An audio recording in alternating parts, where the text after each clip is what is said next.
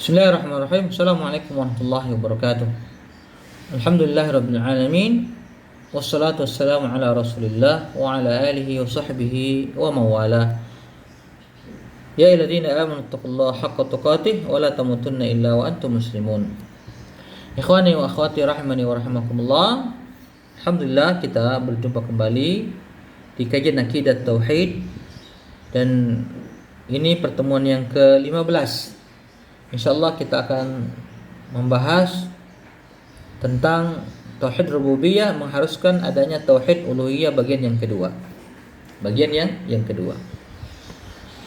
Berkata penulis Syekh Shalih Fauzan hafizahullah taala, wa tauhidul uluhiyyati huwa alladhi khalaqal khalqa min ajlihi. Qala ta'ala, wa ma khalaqtul jinna wal insa illa liya'budun. Tauhid uluhiyah inilah yang menjadi tujuan dari penciptaan manusia. Allah Subhanahu wa taala berfirman, "Dan aku tidak menciptakan jin dan manusia melainkan supaya mereka menyembahku, supaya mereka beribadah kepadaku, mempersembahkan ibadah hanya untukku." Wa ma'na ya'budun dalam ayat yang barusan kita baca, yakni yufarriduni bil ibadah, yaitu mengesakanku dalam ibadah, mentauhidkanku di dalam ibadah. Maka datang sebagian penafsiran dari para sahabat seperti Ibnu Abbas radhiyallahu anhu mengatakan bahwa ya'buduni maknanya yuwahhiduni, supaya mereka mentauhidkanku.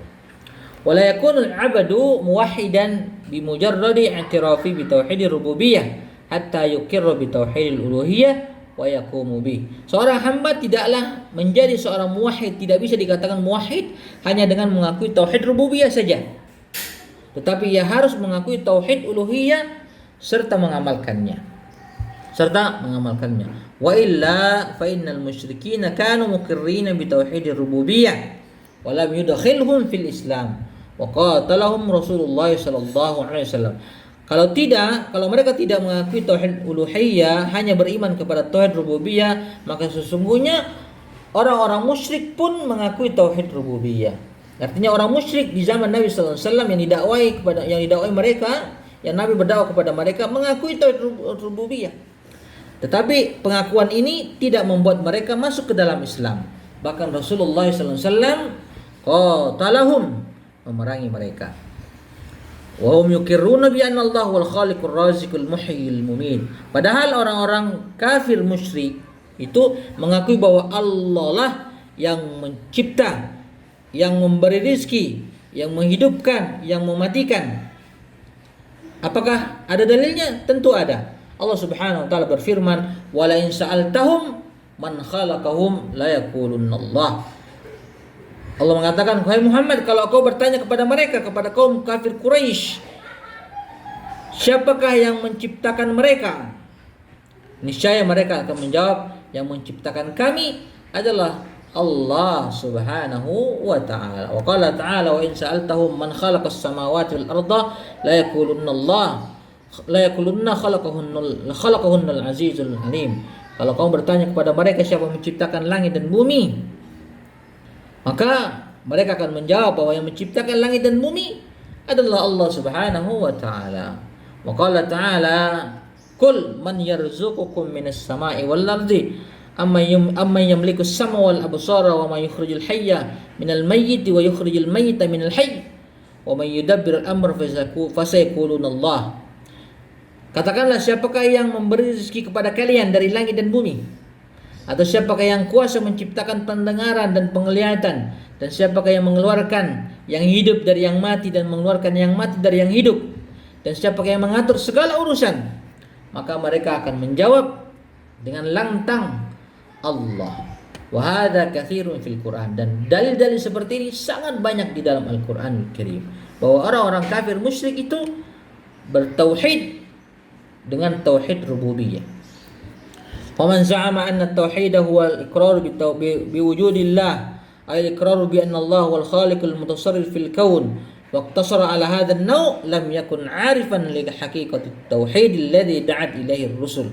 Maka barang siapa yang mengira bahwa tauhid itu hanya meyakini wujud Allah, atau meyakini bahwa Allah adalah Al-Khaliq yang menciptakan, yang mengatur alam, maka sesungguhnya orang-orang tersebut belumlah mengetahui hakikat tauhid yang dibawa oleh para rasul, yang dimana rasul berdakwah di atasnya dan untuknya.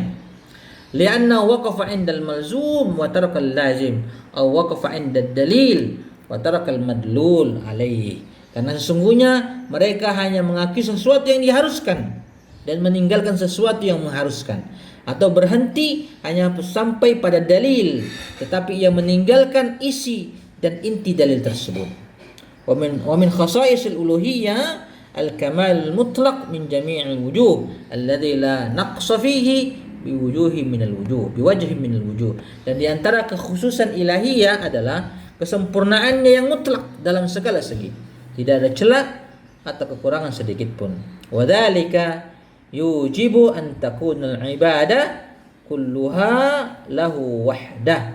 Ini mengharuskan semua ibadah mesti tertuju kepada Allah Subhanahu wa taala.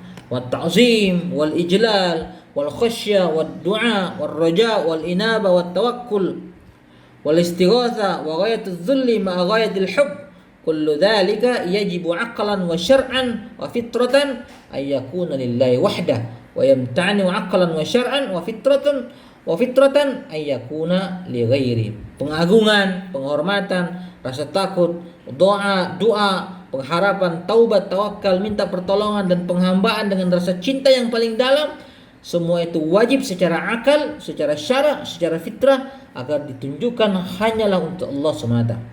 Juga secara akal, syara' dan fitrah tidak mungkin hal itu boleh dilakukan kepada selainnya. Ikhwani wa akhwati rahimani wa rahimakumullah. Jadi inti daripada tauhid rububiyah adalah gerbang menuju tauhid uluhiyah. Barang siapa hanya berhenti pada tauhid rububiyah saja, tidak mengakui tauhid uluhiyah, maka dia belum menjadi seorang muslim. Dia belum menjadi seorang muwahhid. Ikhwani wa akhwati rahimani wa rahimakumullah, ini yang bisa kita bahas pada pertemuan kali ini. Mudah-mudahan bermanfaat. Kita tutup dengan kafaratul majlis. Subhanallah bihamdika asyhadu an la ilaha illa anta astaghfiruka wa atubu ilaik. Assalamualaikum warahmatullahi wabarakatuh.